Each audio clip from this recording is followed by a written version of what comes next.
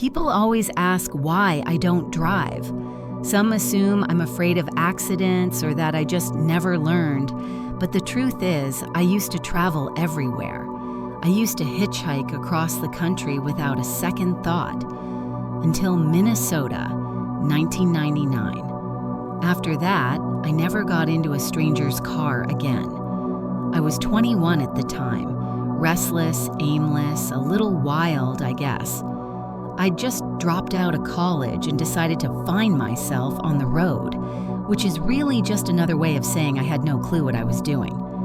That summer, I was hitchhiking down Interstate 35, heading south from the Twin Cities. I'd spent the night in a cheap motel in Owatonna, and by late afternoon, I was back on the side of the road with my thumb out, a backpack slung over one shoulder, and the kind of optimism that only comes with youth and inexperience. It was hot. The kind of humid Midwest heat that sticks to your skin and makes the air feel too heavy to breathe. I stood there for almost an hour, hardly any cars, just the occasional semi-rumbling past and a whole lot of wind moving through the cornfields. Then this old red pickup truck pulled over, rusted at the fenders, a little beat up, but something about it made me feel safer than I probably should have. The driver leaned out. He looked like someone's uncle, mid-50s, cowboy hat, big mustache, sunglasses, even though the sun was setting. "You headin' south?" he asked. "Far as I can go," I smiled. He nodded once. "Hop in." The cab of the truck smelled like motor oil and old cologne. There was a Bible on the dashboard, worn and stained. One of the pages was dog-eared, and for some reason, my eyes kept going back to it. We drove in silence for a while, just the hum of tires and some Johnny Cash playing on the radio. I was almost dozing off when he spoke. "You ever see something on the road that didn't belong?" I blinked, not sure I heard him right. "Like what?" He kept his eyes on the highway. Someone just standing by the road, not hitchhiking, not moving, just watching. I gave a nervous laugh. "No, not yet." He didn't say anything after that, just turned the volume up a little. The sun dipped below the horizon, and everything got bathed in that eerie bluish gray that happens right before night really hits. We passed field after field, just miles of corn swaying in the wind, and that's when I saw him.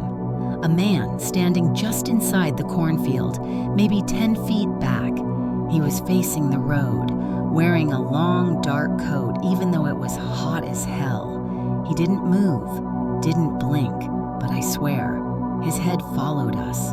My whole body went cold. "Did you see that?" I asked, voice tight. "Yep," the driver said. "See him all the time." He didn't look scared, not even curious. "They follow folks who run," he added after a moment. "Run from what?" I asked. He smiled, showing one gold tooth. "Whatever you left behind." After that, I stopped talking. It got darker and colder, weirdly, like something was draining the heat out of the cab.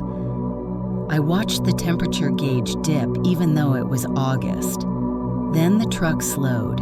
We were coming up on an off-ramp, but the sign was so faded I couldn't read the town name. It looked scratched out, literally like someone had tried to erase it. "This is your stop," he said. I looked around. There was nothing, just road and dark and more cornfields. I didn't say where I was going. He turned to me for the first time, and I saw myself reflected in his sunglasses. Except, my reflection was smiling. I wasn't.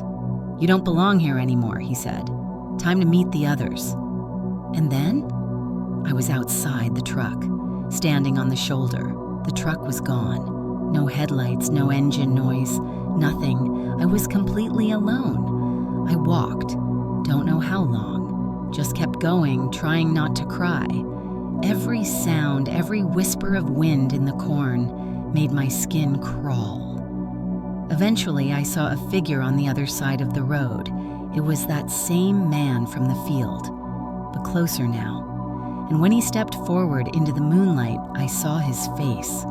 It was me, older, hollow, bruised looking like I hadn't slept in years. She smiled at me and raised one hand in a slow wave.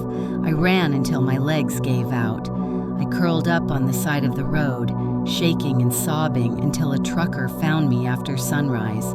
I told him I got lost, that I fell asleep hitching and got turned around. But I never saw that town on a map, never found the off-ramp again, and no one's heard of a red pickup like the one I described. I haven't hitchhiked since. I won't even drive past that stretch of highway anymore, because sometimes, late at night, I still see her in my dreams. Me, standing by the road, waiting for someone else to take the ride I escaped.